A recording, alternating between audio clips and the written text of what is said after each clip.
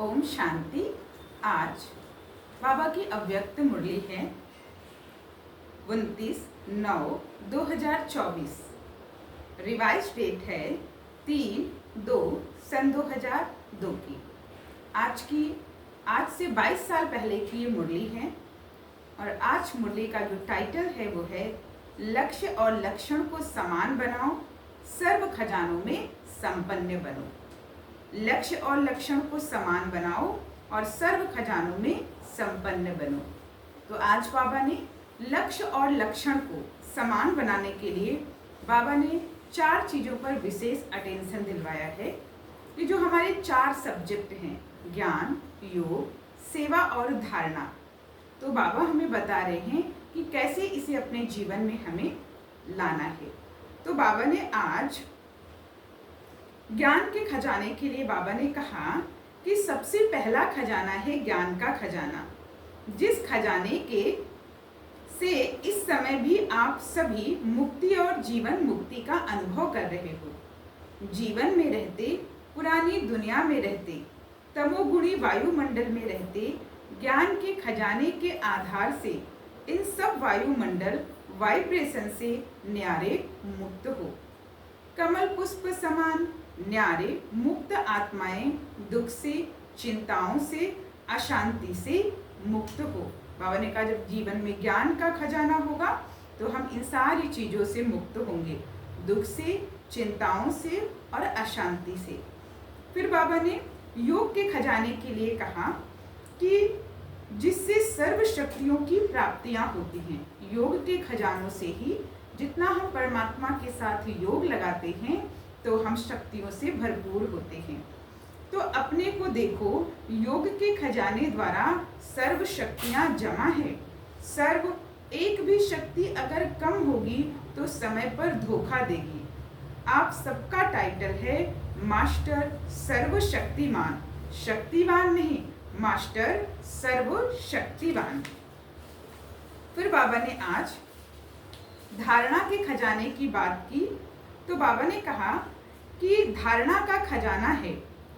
धारणा के खजाने से सर्व गुणों में जैसे सर्व शक्तियां हैं, ऐसे ही सर्व गुण हैं।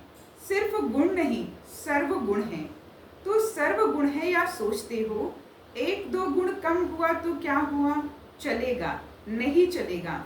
तो सर्व गुणों का खजाना जमा है।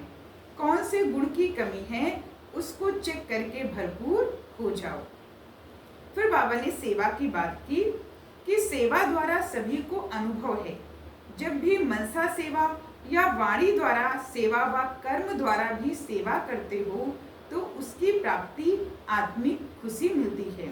तो चेक करो सेवा द्वारा खुशी की अनुभूति कहाँ तक की गई है। बाबा ने कहा क्योंकि सेवा से हमें दुआएं प्राप्त होती है, तो चेक करना है हमें कि सेवा की जो प्राप्ति है उसकी अनुभूति हमें कहाँ तक मिली है।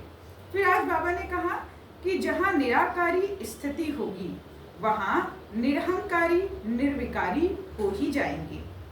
तो कल से नोट करना है, जब मैं शब्द कहते हो तो क्या याद आता है, और जितना बारी मैं शब्द यूज करो उतना बारी निराकारी, निरहंकारी, निर्विकारी स्वतः हो जाएंगे। इसलिए जब भी मैं शब्द यूज करें, मैं कौन, तो बाबा ने पहला पाठ ही पक्का कराया है कि मैं देह नहीं बल्कि मैं आत्मा हूँ।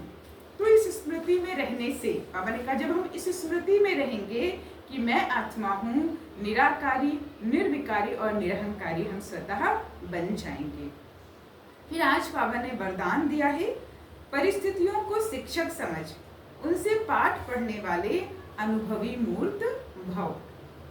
परिस्थितियों को शिक्षक समझ, उनसे पाठ पढ़ने वाले अनुभवी मूर्त भव। स्पष्ट किया है बाबा ने, कोई भी परिस्थिति में घबराने के बजाय थोड़े समय के लिए उसे शिक्षक समझकर चलो।